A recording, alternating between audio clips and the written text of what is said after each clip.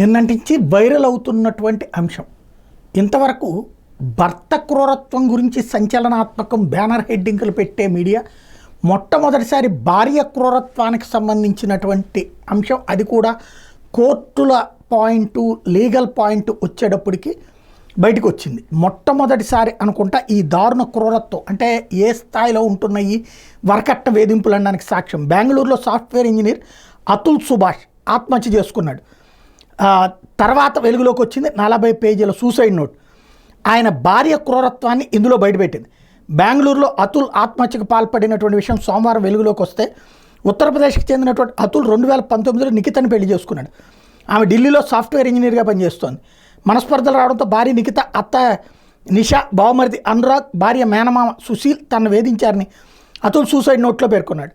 తన మీద హత్యాయత్నం, వరకట్ట వేధింపులు, అసహజ లైంగిక వేధింపుల ఆరోపణలతో ఉత్తరప్రదేశ్లో ఏకంగా 9 కేసులు నమోదు చేశారట.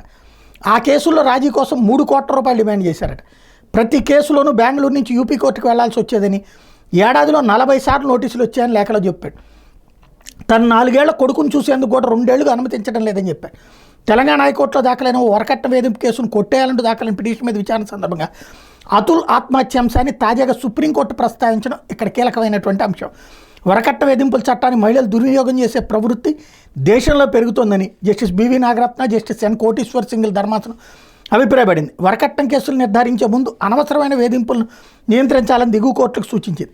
ఆత్మహత్యకు ముందు అతుల్ చేసిన 80 నిమిషాల వీడియో, 40 పేజీల సూసైడ్ నోట్లోని అంశాలను ధర్మాసనం ప్రశ్నించింది. అంటే దాన్ని బట్టి అర్థం చేసుకోవచ్చు సుప్రీంకోర్టుకు కూడా, అది కూడా బివి నాగరత్న మహిళల పక్షపాతి అనేటటువంటి పేరుంది. ఆవిడ చాలా బాధ్యతగా వెళ్తూ ఉంటారు. చాలా పర్ఫెక్ట్ పాయింట్ని రైట్ చేశారనమాట.